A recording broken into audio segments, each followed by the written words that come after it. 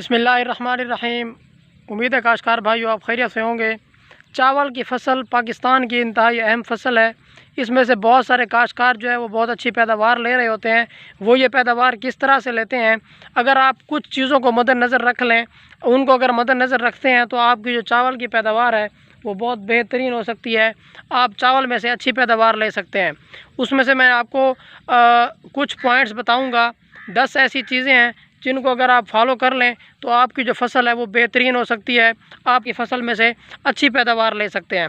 तो उसमें से सबसे पहले आपकी ज़मीन की तैयारी है। जब भी आप कोई फ़सल काश्त करते हैं तो उसमें जब आप ज़मीन अच्छी तरीके से तैयार करवाते हैं तो ज़मीन अच्छी तरीके से तैयार जो करवाते हैं तो उसकी आप पैदावार भी अच्छे तरीके से ले रहे होते हैं।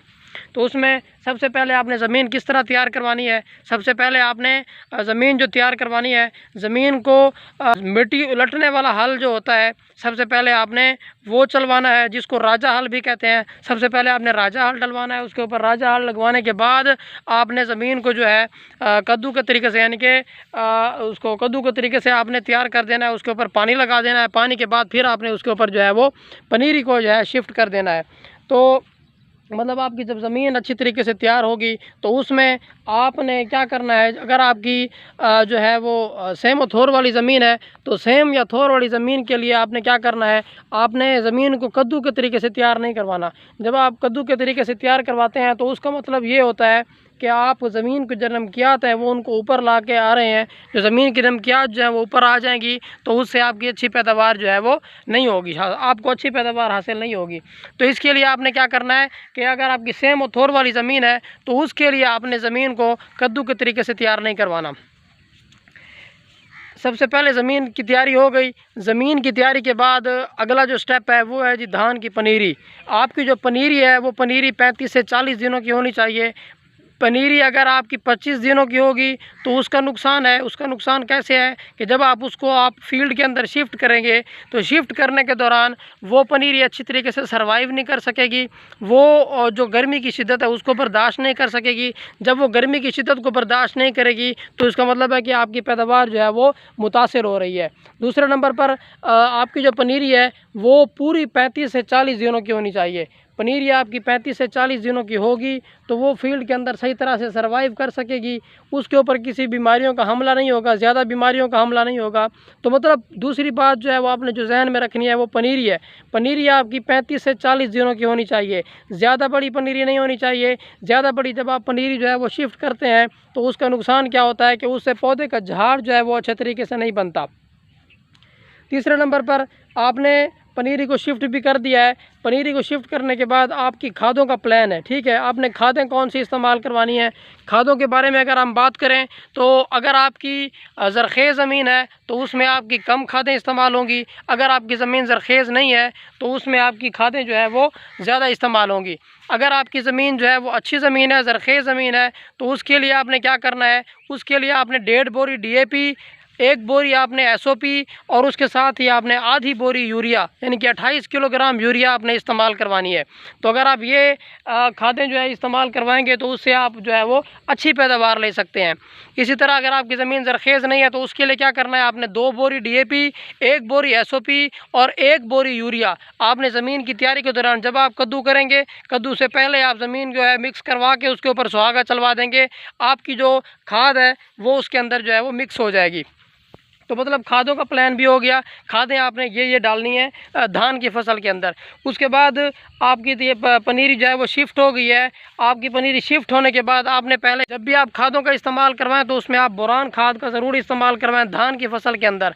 बोरान खाद के इस्तेमाल से क्या होगा, आपकी फसल के अंदर जो पौधे आपके जो है उनके अंदर सरी जो है वो खाली रह जाती है, जो दाना जो है वो खाली रह जाता है वो खाली नहीं रहेगा अगर आप बोरान का इस्तेमाल करवाएंगे। बोरान का इस्तेमाल नहीं करवाएंगे, बोरान की कमी होगी आपकी फसलों के अंदर, तो उस फसल के ऊपर जो धान का जो बीज है, जो उसकी सरी है वो खाली रह जाएगी, आपको उसकी पैदावार में नुकसान होगा। तो मतलब आपने बोरान का इस्तेमाल करवाना है। बोरान 2 हालतों के अंदर मिलता है, बोरेक्स की फॉर्म में भी मिलता है और बोरिक एसिड की फॉर्म में भी मिलता है। अगर आपको बोरेक्स की फॉर्म में मिलता है तो आप 3 किलोग्राम फी एकड़ के हिसाब से जब भी आप खादें डलवाएं इसके अंदर तो DAP SOP और उसके साथ आप जब यूरिया इस्तेमाल करवाते हैं तो उसके साथ आप इस बोरान का भी इस्तेमाल करवा लें। अगर आप बोरेक्स का इस्तेमाल करवाते हैं, अगर इसी तरह आप बोरिक एसिड का इस्तेमाल करवाते हैं, बोरिक एसिड जो 20% वाला बोरान होता है उसको अगर आप इस्तेमाल करवाते हैं तो वो आपको 4.5 यानी कि 4.5 किलोग्राम फी एकड़ के हिसाब से खादों के अंदर मिक्स करके धान की फसल के अंदर जो है आपको डालना पड़ेगा। तो उससे आपकी फसल की पैदावार जो है वो बहुत बेहतरीन होगी। तो यहाँ तक जो है आपकी फसल जो है वो तैयार हो गई है। उसके बाद आपने क्या करना है, उसके बाद आपने खादों की अगली किस्तें इस्तेमाल करवानी है। तो खाद में आप जितनी यूरिया इस्तेमाल करवाएंगे, यूरिया के इस्तेमाल से बिलावजह ज़्यादा इस्तेमाल नहीं करवाना, यानी कि उसको जितनी ज़रूरत है उसको अगर आप पूरा इस्तेमाल करवाएंगे तो उससे आपकी पौधों का जो है झाड़ जो है वो मजबूत होगा। तो मतलब आपने यूरिया खाद का इस्तेमाल करवाना है। दूसरी किस्त भी आपने यूरिया खाद की इस्तेमाल करवानी है। वो किस्त आपकी कितनी होगी, वो भी आपने 18 दिनों के बाद यूरिया का इस्तेमाल करवाना है। 18 दिनों के बाद आपने 1 बोरी जो है वो यूरिया की इस्तेमाल करवा देनी है। जब आप इनका इस्तेमाल करवा लेंगे तो आपके पौधों का झाड़ जो है वो बहुत बेहतरीन तरीके से बनेगा। उसके साथ ही आपने दूसरी बोरी जब आपने इस्तेमाल करवानी है, दूसरी किस्त जब आपने देनी है तो उसमें आप 7 जिंक का इस्तेमाल करवाएं। जिंक आपको 3-4 किस्में मिलती है। एक आपको 33% जिंक मिलती है। अगर आप 33% जिंक का इस्तेमाल करवाते हैं तो वो आपको 6 किलोग्राम फी एकड़ के हिसाब से इस्तेमाल करवानी पड़ेगी। अगर आप जो है 27% वाली जिंक इस्तेमाल करवाते हैं तो वो 7.5 किलोग्राम फी एकड़ के हिसाब से आपको छटा करवाने पड़ेगा उसका। और इसी तरह अगर आपको 21% वाली जिंक मिलती है तो वो आपको 10 किलोग्राम फी एकड़ के हिसाब से छटा करवाने पड़ेगा। जब आप ये वाली जिंक जो है इस्तेमाल करवा लेंगे तो उससे आपकी जो पौधों का झाड़ है वो बहुत मजबूत होगा। पौधे झाड़ ज़्यादा से ज़्यादा बनाएंगे। जब पौधे झाड़ बनाएंगे तो आपकी उतनी ज़्यादा पैदावार होगी।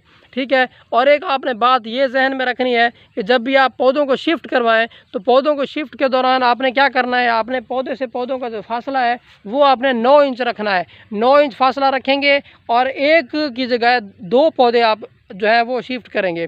जब आप 2 पौधे शिफ्ट कर लेंगे तो उससे आपके नंबर ऑफ़ प्लांट्स जो हैं वो डिस्टर्ब नहीं होंगे। 80,000 पौधा आपका 1 एकड़ में लगेगा, यानी कि 80,000 एक पौधे के हिसाब से 2 पौधे अगर आप एक जगह पे लगाते हैं तो आपका 1,60,000 नंबर ऑफ़ प्लांट जो हैं वो 1 एकड़ के में लगेंगे। अगर आपके 1 एकड़ में 1,60,000 प्लांट्स लगते हैं तो उससे अगर कोई पौधा सर्वाइव नहीं भी करता तो आपकी जो पैदावार है वो मुतासर नहीं होगी, आपको बेहतरीन तरीके से पैदावार मिलेगी। ये वाला पॉइंट आपने जहन में रखना है। ठीक है।